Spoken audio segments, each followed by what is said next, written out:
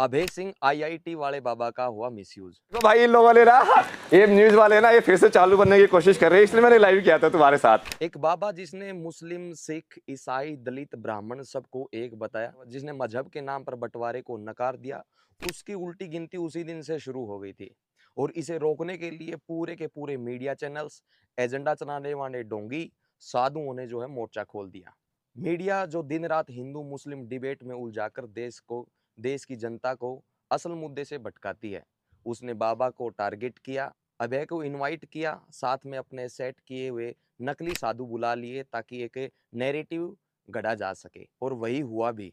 लेकिन सवाल ये है कि एक बाबा जिसने कभी किसी को गाली नहीं दी, जिसने कभी किसी को नुकसान नहीं किया, उसके पीछे पूरा सिस्टम क्यों पड़ा? बस इसलिए कि उसने सच बोलने की हिम्मत कर दी। अभय सिंह गए, डिबेट शुरू हुई और उनके एजुकेशन के बारे में बात हुई। उन्होंने कहा माया को छोड़ने के बजाय समझना है। फिर कुछ देर बाद आते हैं साधुओं के बेस में न्यूज एम्प्लॉइज जो खुद को धर्म के गुरु बताते हैं। जब नकली साधु वहां पर पहुंचे तो अभय सिंह समझ गया था कि ये लोग यहाँ पर क्या करने आए हैं। आते ही ढोंगी पाखंडी शब्दों का वार करने लगे उस पर। इसे पता चलता है कि वो करने क्या आए थे। अपने आप को या तो पाखंडी मान लीजिए और भाग जाइए। ना कोई सवाल, ना कोई जवाब, ना उनके आने की जानकारी, लक्ष्य सिर्फ एक टीआरपी। जब अभय उठकर जाने लगे तो हाथ पकड़कर रोका गया और हाथ छुड़ाया तो हमला बताया गया। देश की जैसी एजेंसी में पाकिस्तान के एजेंट पाए गए हैं जो सबसे बड़ा खतरा है, और अभय जो सन्यासी है पाकिस्तान का एजेंट बताया जाता है। स्टूडियो में रोक दिया जाता है। इन लोगों ने ना स्टूडियो के अंदर बंद कर दिया मेरे को। कोई गेट बंद नहीं है, गेट भाई देखो मेरे को, और ये मुझे बाहर नहीं जाने दे रहे हैं। खुद बीप के पीछे अपनी अभद्र शब्दों को छिपाते हैं और अभय को साधुओं का अपमान करने का इल्जाम लगाते हैं। लोग बाबा बना रहे हैं, इसको ही बाबा है, इसको जो है मेंटल हॉस्पिटल जाना चाहिए। ये बिल्कुल आदमी जो घेराबंदी शुरू हो गई थी। बाबा जहां जाते वहां पूरी टोली पीछे पीछे चलती। शब्दों के वार ढोंगी, पाखंडी, पागल, एजेंट और अपनी अभद्र भाषा बीप की आवाज में छिपा दी गई। फिर अचानक से एक एक चाटुकार के हाथ में माइक आ जाता है। कहा जाता है ये संत के लक्षण है, और खुद लक्षण तीतर बीतर करते हुए दिखाई दे रहे हैं। अपने आप को धर्म गुरु कहने वाले खुद धर्म की छवि बिगाड़ देते हैं। एक स्त्री आईआईटी वाले बाबा के सामने बैठ जाती है, बार बार रटा रटाया श्लोक बोलते हैं, कहते हैं संत एक मक्खन की तरह होते हैं। संत का हृदय मक्खन के समान होता है, और इनके खुद के मक्खन विष उगल रहे थे।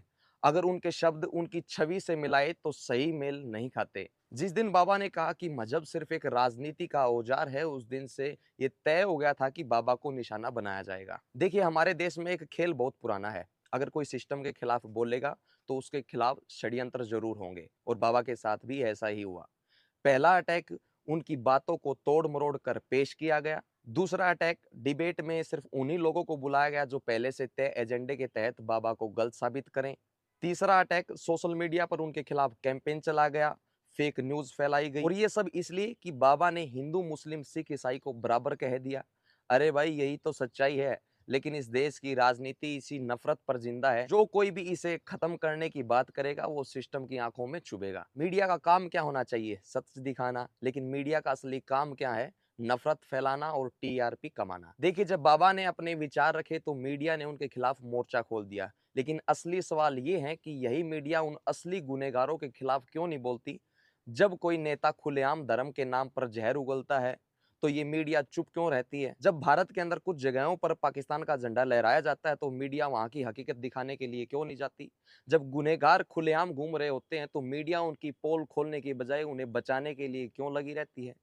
क्योंकि इनका असली धंधा सच दिखाना नहीं बल्कि झूठ फैलाना है। और जब कोई बाबा, कोई संत, कोई सन्यासी इसकी पोल खोलने लगता है तो पूरा सिस्टम उसके खिलाफ षड्यंत्र रचने लग जाता है। आपने भी देखा होगा कि न्यूज चैनल के पास कुछ पर्सनल साधु होते हैं। ये वही लोग होते हैं जो न्यूज चैनल की मर्जी से बोलते हैं, एजेंडों को सेट करते हैं और टीआरपी का खेल खेलते हैं। क्या आपको लगता है कि ये लोग सच बोल रहे हैं? बिल्कुल नहीं। आईआईटी बाबा ने भारत पाकिस्तान के मुद्दे पर एक बयान दे दिया और मीडिया को में सबसे ज्यादा मिर्ची वहीं लगी। अरे भाई एक आम आदमी भी वही बोलता है, लेकिन जब बाबा ने बोला तो क्या दिक्कत होगी? बाबा ने कभी किसी को गाली नहीं दी, किसी को भी नुकसान नहीं पहुंचाया, लेकिन फिर भी उसके खिलाफ नफरत फैलाई गई। जो बाबा अपने पूरी वीडियो में सच्चाई और शांति की बात करता रहा, उसे पागल कहा गया। लेकिन वो नेता जो खुलेआम लोगों को भड़काते हैं, वो आज भी बड़े पदों पर बैठे हैं। अब बात असली मुद्दे की है, बाबा से इतना डर क्यों? क्या इसलिए कि उन्होंने धर्म के नाम पर लोगों को लड़ाने से मना कर दिया? क्या इसलिए कि उन्होंने हिंदू, मुसलमान, सिख, ईसाई को बराबर बताया? क्या इसलिए कि उन्होंने सिस्टम के भ्रष्टाचार पर सवाल उठा दिए? असल में बाबा एक वरदान है, और ये वरदान इस भ्रष्ट सिस्टम को मंजूर नहीं है। यही वजह है कि उनके खिलाफ इतना जहर उगला जा रहा है। अगर आप भी इस बिकाऊ मीडिया और भ्रष्ट सिस्टम के खिलाफ हैं, तो अब वक्त आ गया है कि आप अब आवाज उठाएं। बिकाऊ मीडिया का बहिष्कार करें, सच जानने की कोशिश करें, हर खबर को आंख बंद करके मत माने। धर्मगुरुओं ने संत होने पर उठाया सवाल, तो आईआईटी बाबा ने मचाया बवाल।